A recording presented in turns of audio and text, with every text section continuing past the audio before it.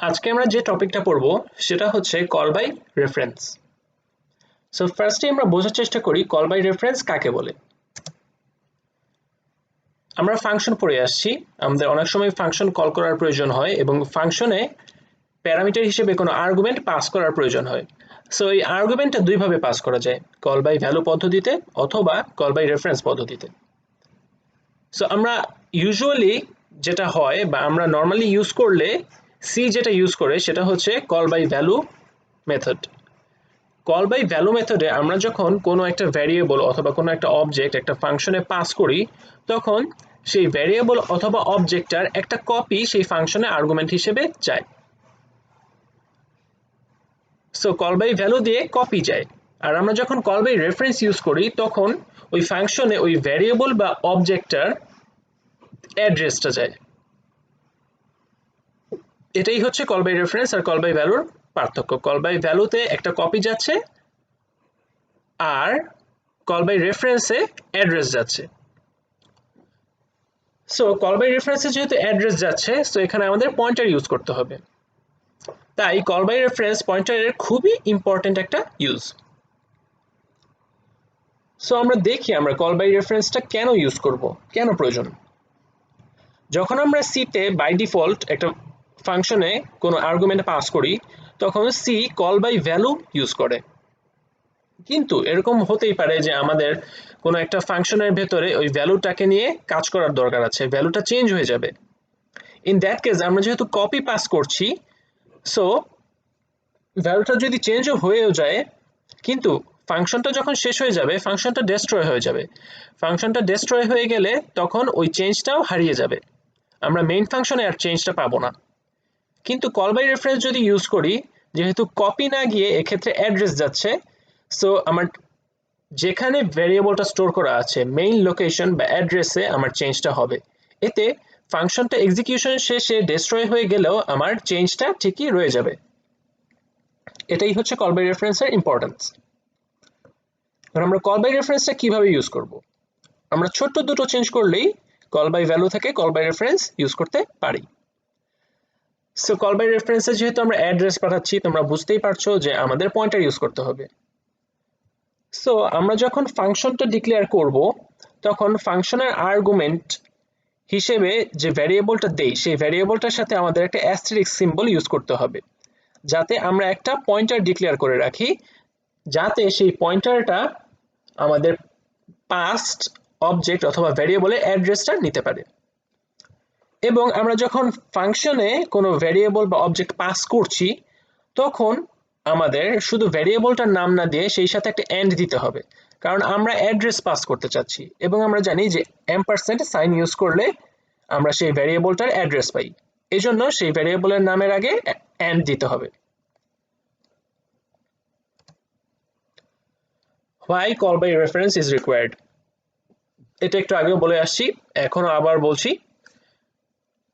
আমাদের মাঝে মাঝে ফাংশনের ভেতরে যে ইনপুটটা দেই বা যে আর্গুমেন্টটা আমরা পাস করি সেটাকে চেঞ্জ করার প্রয়োজন হতে পারে, চেঞ্জ করা লাগতে পারে, মডিফাই করা লাগতে পারে এবং মডিফাইড ভ্যালুটা আমার মেইন ফাংশনে ফেরত পাঠানো লাগতে পারে। কিন্তু আমরা যখন কল বাই ভ্যালু করি তখন সেই ভ্যারিয়েবল অথবা অবজেক্টটার একটা কপি ফাংশনে পাঠানো হয় এবং ফাংশনের ভেতরে ওই কপিটাই বারবার চেঞ্জ করা হয়, মডিফাই করা হয় এবং ফাংশনটা যখন শেষ হয়ে যায় ওই কপিটা হারিয়ে যায়, আমরা মডিফাইড ভ্যালুটা মেইন ফাংশনে আর কখনোই ফেরত পাই না। কিন্তু আমরা কল বাই রেফারেন্স ইউজ করলে আমরা যেহেতু ফাংশনে ভ্যারিয়েবলটার অ্যাড্রেস পাঠাচ্ছি সো ফাংশনে যখন ভ্যালুটা মডিফাই হচ্ছে তখন অ্যাকচুয়ালি আমার ভ্যারিয়েবলটা যে মেইন লোকেশন অথবা অ্যাড্রেস সেখানে ভ্যালুটা মডিফাই হয়ে যাচ্ছে। সো আমার ফাংশনের এক্সিকিউশন শেষে ফাংশনটা ডেস্ট্রয় হয়ে গেলেও সেই ভ্যারিয়েবল অথবা অবজেক্টের ভ্যালুটা চেঞ্জ হচ্ছে না, সেই মডিফাইড ভ্যালুটাই রয়ে যাচ্ছে মেইন ফাংশনের মেমোরি অ্যাড্রেসে।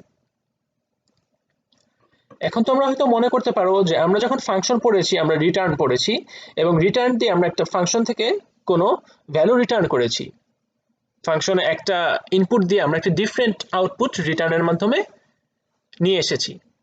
সো আমরা রিটার্ন করলেই তো পাচ্ছি, আমাদের কেন কল বাই রেফারেন্স ইউজ করতে হচ্ছে, রিটার্ন করেই তো আমরা মডিফাইড ভ্যালু পাচ্ছি।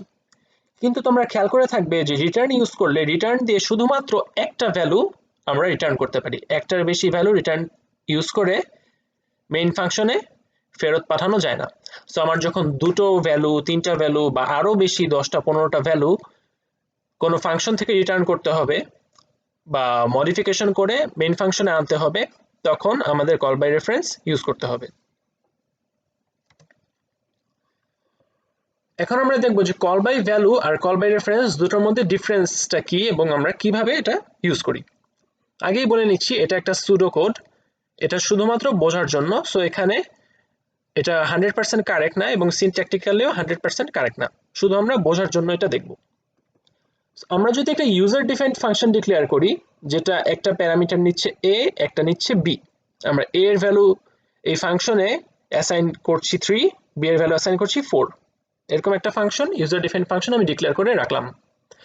এখন আমরা মেইন ফাংশনে একটা ভ্যারিয়েবল ডিক্লেয়ার করলাম a equals 1, b equals 2 এবং ইউজার ডিফাইন্ড ফাংশনে এই a আর এই bটা আমি পাস করলাম। সো স্ট্যাকে এই ফাংশনের জন্য একটা স্কোপ ক্রিয়েট হবে। এই ফাংশন আমি পাঠাচ্ছি 1 আর 2। এই ফাংশনের ভিতরে আমি a তে অ্যাসাইন করছি 3, b তে অ্যাসাইন করছি 4। এরপর ফাংশনটা এক্সিকিউশন শেষ হয়ে যাচ্ছে এবং ফাংশনটা ডেস্ট্রয় হয়ে যাচ্ছে। কিন্তু আমি যেহেতু কল বাই ভ্যালু করেছি, এখানে a আর b এর কপি পাঠিয়েছি, a আর b ভ্যারিয়েবল দুটোর কপি পাঠিয়েছি, এজন্য কপিটাও ডেস্ট্রয় হয়ে গিয়েছে। তাই ফাংশনটা ডেস্ট্রয় হওয়ার পরেও মেইন ফাংশনে আমার a আর b এর ভ্যালু দুটো সেমই থাকবে, a equals 1 থাকবে, b equals 2 থাকবে। সো আমি যে চেঞ্জটা করলাম এই চেঞ্জটার এখন আমি পাবো না, কারণ আমি কল বাই ভ্যালু করেছি, আমি জাস্ট a আর b এর একটা কপি এই ফাংশনে পাঠিয়েছি। Call by reference. So call by reference আর কল বাই ভ্যালুর মধ্যে ডিফারেন্স কি? আমি যখন ফাংশনটা ডিক্লেয়ার করেছি তখন এখানে ভ্যারিয়েবলের সাথে একটা অ্যাস্টেরিস্ক সাইন দিয়ে দিয়েছি, যার কারণে এরা এখন পয়েন্টার এবং এরা অ্যাড্রেস রিসিভ করতে পারবে। এবং আমি যখন ইউজার ডিফাইন্ড ফাংশন দিয়ে ভ্যালুগুলো বা ভ্যারিয়েবলগুলো পাস করছি তখন অ্যান্ড ইউজ করেছি, এর কারণে ভ্যারিয়েবলগুলোর কপি না গিয়ে ভ্যারিয়েবলগুলোর অ্যাড্রেস আমি ফাংশনে পাঠাচ্ছি। সো এখন আমি ফাংশনে 1 আর 2 এর অ্যাড্রেস পাঠাচ্ছি এবং ভ্যারিয়েবল a আর b এর অ্যাড্রেস পাঠাচ্ছি। আমরা এখানে a আর b এর অ্যাড্রেস পাঠাচ্ছি। এরপরে আমরা যখন ফাংশনে a তে 3 অ্যাসাইন করছি এবং b তে 4 অ্যাসাইন করছি, তখন আমাদের মেইন ফাংশনের এই ভ্যারিয়েবলটার অ্যাড্রেসে a আর b এর ভ্যালু চেঞ্জ হয়ে যাচ্ছে। এজন্য যখন ফাংশনটা এক্সিকিউশন শেষ হয়ে যাবে এবং ফাংশনটা ডেস্ট্রয় হয়ে যাবে,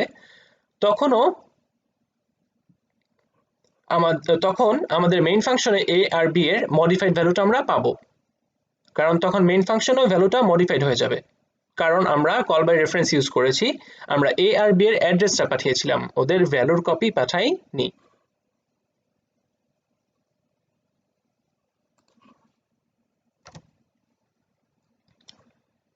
কল বাই রেফারেন্স অনেক জায়গায় ইউজ করা হয়, তবে সবচেয়ে কমন যে ইউজটা বা সবচেয়ে সিম্পল যে ইউজটা সেটা হচ্ছে সোয়াপ ফাংশনে। আমরা যখন একটা ফাংশন ডিক্লেয়ার করি সোয়াপ করার জন্য, মানে আমরা সেই ফাংশনে দুটো ভ্যারিয়েবল পাস করব, সেই দুটো ভ্যারিয়েবলের ভ্যালু একে অপরের মধ্যে চেঞ্জ হয়ে যাবে। এতে যদি 10 থাকে এবং বিতে যদি 5 থাকে, তাহলে বের হয়ে আসার পরে ফাংশন থেকে এতে থাকবে 5, বিতে থাকবে 10। সো এটা হচ্ছে আমার সোয়াপ ফাংশন। কি হচ্ছে সোয়াপ ফাংশনের ভেতরে? সোয়াপ ফাংশনে আমি দুটো ইনপুট পাস করছি, এর ভেতরে আমি একটা টেম্পোরারি ভ্যারিয়েবল ডিক্লেয়ার করছি, a এর ভ্যালু রাখছি b তে, b এর ভ্যালু রাখছি a তে, আর টেম্পোরারি ভ্যারিয়েবলের ভ্যালু রাখছি আবার b তে। সো দেখো এখানে কিন্তু আমার a এর ভ্যালু b তে আর b এর ভ্যালু a তে চলে আসছে। কিন্তু আমি যখন মেইন ফাংশন থেকে x equals 1 এবং y equals 2 সোয়াপ ফাংশনে পাঠাবো, আমি পাঠাচ্ছি xy, আমি কোনো অ্যান্ড ইউজ করিনি, তার মানে আমরা ভ্যারিয়েবলটার একটা কপি পাঠাচ্ছি এবং আমরা এখানেও শুধু ইন্টিজার ভ্যারিয়েবল ডিক্লেয়ার করেছি, কোনো পয়েন্টার ডিক্লেয়ার করিনি। সো আমরা শুধু কপিটা নিচ্ছি। সো এই কারণে আমি যখন একটা কপি পাঠাবো এই কপিটা এখানে সোয়াপ হবে, কিন্তু ফাংশনটা শেষ হয়ে যাওয়ার পরে, ডেস্ট্রয় হয়ে যাওয়ার পরে এখানে আমরা আগের ভ্যালুটাই পাবো, আমরা চেঞ্জ ভ্যালুটা পাবো না, কারণ আমাদের চেঞ্জটা হয়েছিল কপিতে, মেইন ভ্যারিয়েবলটা আমাদের চেঞ্জ হয়নি।